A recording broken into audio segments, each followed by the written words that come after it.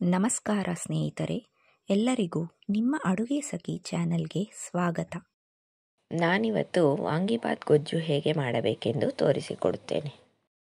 ವಾಂಗಿಬಾತ್ ಗೊಜ್ಜು ಮಾಡಲು ಬೇಕಾದ ಪದಾರ್ಥಗಳು: 1/4 kg ಬದನೆಕಾಯಿ, ಈರುಳ್ಳಿ 1 ಸಣ್ಣ ಬೌಲ್, ತೆಳ್ಳಗಿರುವ ಹುಣಸೆ ರಸ 1 ಬೌಲ್, ಉಪ್ಪು ರುಚಿಗೆ, 4 ಸ್ಪೂನ್ 3-in-1 ಪೌಡರ್, ಕರಿಬೇವು, ಕೊತ್ತಂಬರಿ, ಎಣ್ಣೆ 3 ಸ್ಪೂನ್, ಬೆಲ್ಲದ ಪುಡಿ 1.5 ಸ್ಪೂನ್, ಜೀರಿಗೆ ಸಾಸಿವೆ 1 ಸ್ಪೂನ್, ಉದ್ದಿನಬೇಳೆ ಕಡಲೆಬೇಳೆ 1 ಸ್ಪೂನ್, ಇಂಗು.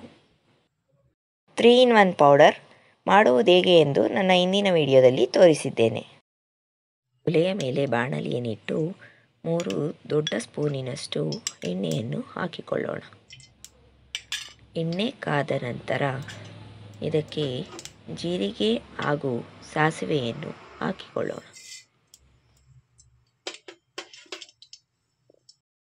ಉದ್ದಿನಬೇಳೆ ಕಡಲೆಬೇಳೆ, ಈರುಳ್ಳಿ,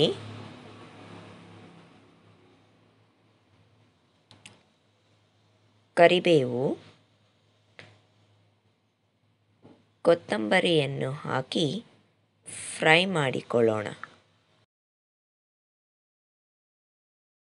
ಈರುಳ್ಳಿ ಈ ರೀತಿ ಫ್ರೈ ಆದ ಮೇಲೆ ಹೆಚ್ಚಿಕೊಂಡಿರುವಂಥ ಬದನೆಕಾಯಿ ಹೋಳುಗಳನ್ನು ಹಾಕಿ ಫ್ರೈ ಮಾಡಿಕೊಳ್ಳೋಣ. ಬದನೆಕಾಯಿ ಹೋಳುಗಳು ಒಂದು 5 ನಿಮಿಷ ಫ್ರೈ ಆದ ಮೇಲೆ ತೆಳ್ಳಗಿರುವ ಹುಣಸೆ ರಸವನ್ನು ಹಾಕಿಕೊಳ್ಳೋಣ. ಹುಣಸೆ ರಸದಲ್ಲಿ ಬದನೆಕಾಯಿ ಹೋಳುಗಳು ಬೆಂದ ಮೇಲೆ ಇದಕ್ಕೆ 4 ಸ್ಪೂನಿನಷ್ಟು 3-in-1 ಪೌಡರನ್ನು ಹಾಕಿಕೊಳ್ಳಬೇಕು.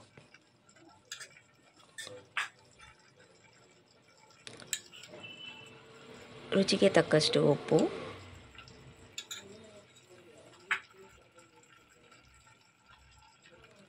ಬೆಲ್ಲದ ಪುಡಿ 1.5 ಸ್ಪೂನ್ ಹಾಕಿ ಚೆನ್ನಾಗಿ ಮಿಕ್ಸ್ ಮಾಡಿಕೊಂಡು 5 ನಿಮಿಷಗಳ ಕಾಲ ಲೋ ಫ್ಲೇಮಲ್ಲಿ ಬೇಯಿಸಿಕೊಳ್ಳಬೇಕು. 5 ನಿಮಿಷದ ನಂತರ ಇದಕ್ಕೆ ಇಂಗು,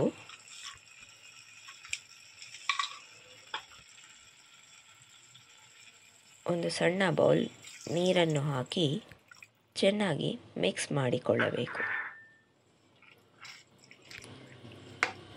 ಮಿಕ್ಸ್ ಮಾಡಿಕೊಂಡ ನಂತರ ಇದು ಗಟ್ಟಿಯಾಗುವವರೆಗೂ ಒಂದು ತಟ್ಟೆಯನ್ನು ಮುಚ್ಚಿ ಲೋ ಫ್ಲೇಮಲ್ಲಿ ಕುದಿಸಿಕೊಳ್ಳಬೇಕು.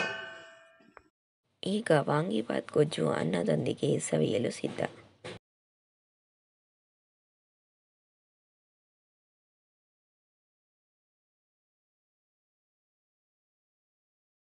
ಇದನ್ನು ಮನೆಯಲ್ಲಿ ಮಾಡಿ ಸವಿಯಿರಿ. ಇಷ್ಟವಾದಲ್ಲಿ ನನ್ನ ಚಾನಲ್ಗೆ ಸಬ್ಸ್ಕ್ರೈಬ್ ಮಾಡಿ. ಈಗಾಗಲೇ ಸಬ್ಸ್ಕ್ರೈಬ್ ಮಾಡಿಕೊಂಡವರಿಗೆ ನನ್ನ ವಂದನೆಗಳು.